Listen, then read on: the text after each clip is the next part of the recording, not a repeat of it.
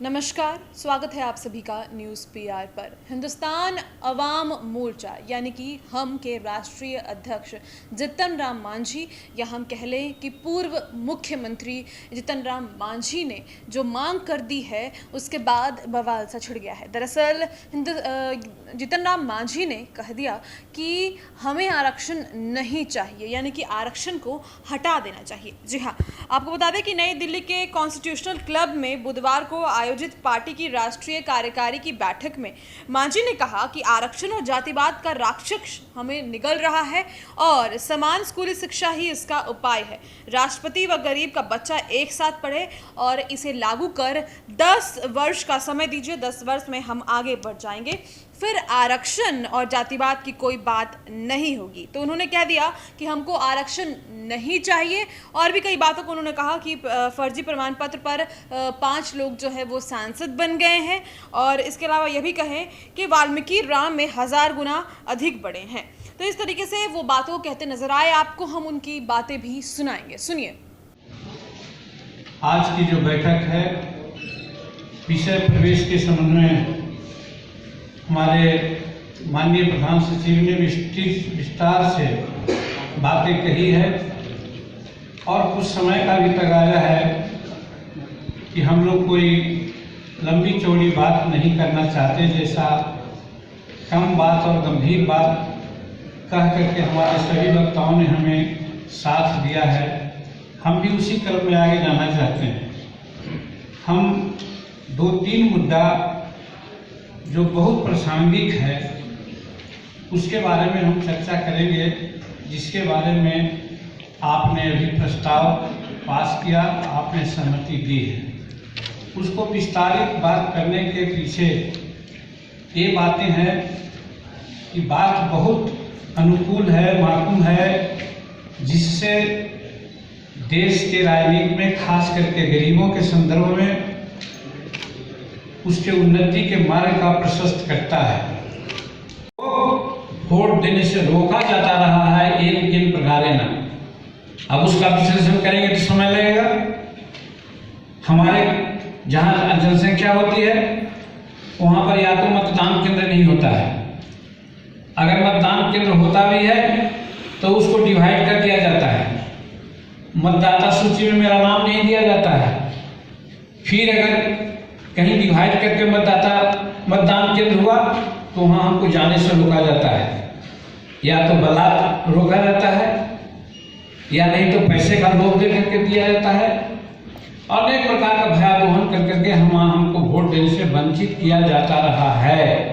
100% मैं नहीं कह सकता, लेकिन जरूर दावे के साथ कहते हैं कि 50% हमारे वोटर वोट नहीं दे पाते हैं।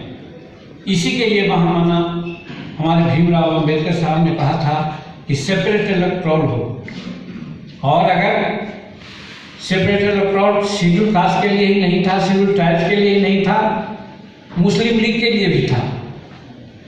हमको मालूम है, नाम नहीं लेना चाहते हैं, आग लग जाएगी देश में। कि भाई माँ बाप का कहा जाए संस्कार कि हम पढ़ लिख गए, तो पढ़ लिख गए तो आज आपके सामने है। तो क्या साबित करता है? यही साबित करता है कि शिक्षा ही एक ऐसी प्रवृत्ति है, शिक्षा ही ऐसी साधन है जिसको पढ़ करके, जिसको पा करके हम आगे विकास कर सकते हैं। ये स्टैब्लिश्ड फैक्ट है, हम अपने मामले में भी करते हैं। आप इसी को बाबा के सामने कहा था और इसका उन्होंने सुझाव दिया था कि राष्ट्रपति का बेटा हो या भंगी का संतान, सबको शिक्षा एक समान। आज है एक समान शिक्षा है।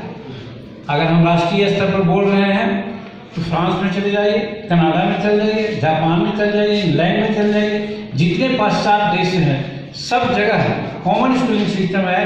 राष्ट्रपति का बेटा होता है या भंगी का संतान होता है, एक स्कूल में पढ़ता है, एक तरह की पढ़ाई होती है, एक सिस्टम से पढ़ाई होती है। यही कारण है कि वहाँ आरक्षण और जातिवादी नहीं है। तो क्या आज आरक्षण और जातिवादी के राक्षस से हम लोग निगले जा रहे हैं, आज अपने को आत्मसात कर रहे हैं उसमें? इससे कब बचेंगे?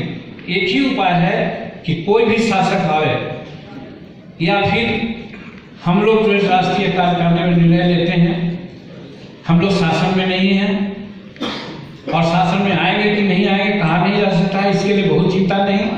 लेकिन राष्ट्रपति का बेटा या भंगी का संतान, सबको शिक्षा एक समान, इसके लिए हमको सड़क से संसद लेते हैं। अगर ये हो जाता है तो फिर हम रुकेंगे नहीं। ये हो गया सोशल सेक्टर में। अब राजनीतिक सेक्टर में देखिए, क्या हमारे साथ नाजायज हुई है बात कि आज आरक्षण रूप में भीख हमको मिली है, भीख करते हैं। हमारे पत्रकार मित्र इस चीज को कर सकते हैं। हमको आरक्षण नहीं चाहिए था, ये भीख है। आरक्षण के बदले ठीक तो बाबा साहब ने कहा था कि 10 वर्ष का आरक्षण दीजिए, 20 वर्ष का आरक्षण दीजिए, लेकिन इस बीच में इनको सामाजिक दृष्टिकोण से और शैक्षणिक दृष्टिकोण से उन्नत बनाइए। इस मामले में सरकार ने क्या किया है? और सिर्फ छोटी छोटी बात को लेकर क्या कहिए एक्सटेंशन हुआ है, इस पर दूसरों की निगाहें रहती है कि आरक्षित वर्ग के लोग हैं। तो मेरा कहने का मतलब ये कलंक है हमारे ऊपर।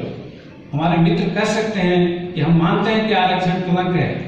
आरक्षण न दे करके और जब तक हम आरक्षित कोटि के लोग ठीक रास्ते पर नहीं आते हों, या जब तक कॉमन स्कूलिंग सिस्टम लागू नहीं हो जाता है, कॉमन स्कूलिंग सिस्टम लागू होने के 10 वर्ष के बाद, हम इसको इसलिए कर रहे हैं कि पत्रकार मित्र ज्यादा हमसे थोड़ा प्यार करते हैं और दिल्ली के मीडिया के माध्यम से हम उन बातों की चर्चा करेंगे और हम टटोलेंगे 131 MP के बिल को और 1000 कई विधायकों को कि जो रिजर्वेशन कोटा से आते हैं, रिजर्व कैटेगरी के लोग हैं और गरीब के लिए शेड्यूल कास्ट शेड्यूल ट्राइब्स के विकास के जिम्मा उनके जी भी रहा है। आज क्या कारण है कि हम हाशिए पर हैं?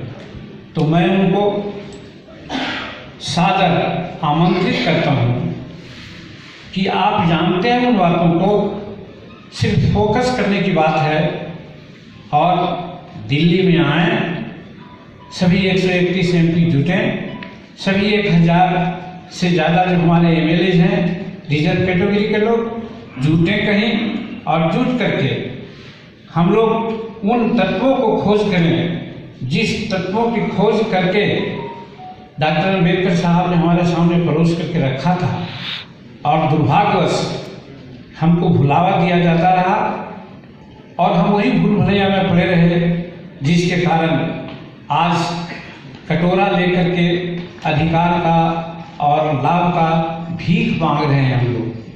तो इस तंत्र से कैसे हम निपटें, इसके लिए हम बात करना चाहते हैं। अब कह सकते हैं कि सामाजिक रूप में हम आज पीछे हैं। अम्बेडकर साहब ने भी आर्थिक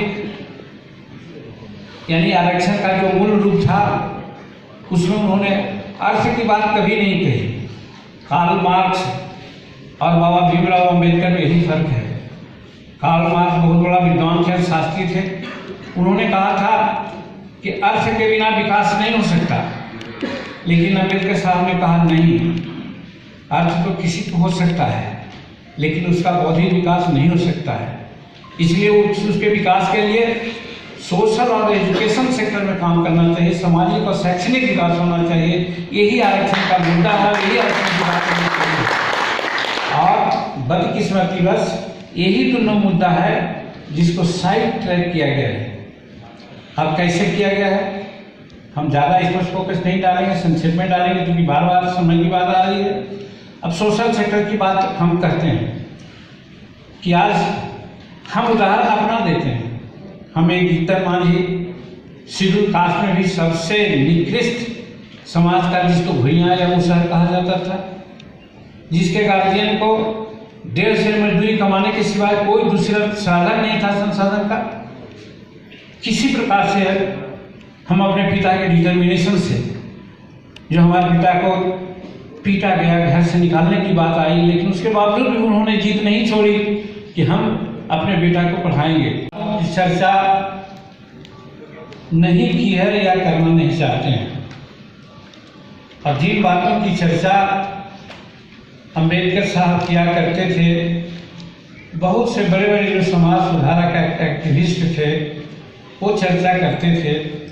और हम भी सोचते हैं कि जब तक उन बातों को जिसकी चर्चा मैं करने जा रहा हूँ, राजनीतिक रूप में भी, सामाजिक रूप में भी और शैक्षणिक रूप में भी आगे बढ़ाने के लिए वो मृत संजीवनी का काम कर सकता है।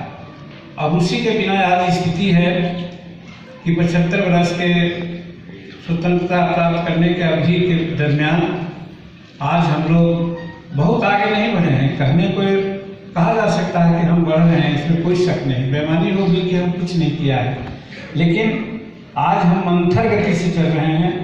हमको सुपरफास्ट गति से चलनी चाहिए थी, वो नहीं हो पाया। और सुपरफास्ट गति से चलने वाले अगल बगल के देशों में आपने देखा, चाहे चीन हो, चाहे और दूसरे राज्य हो, राष्ट्र हो, सब लोगों ने अपने समय काल में काफ़ी आगे बढ़ने का काम किया है।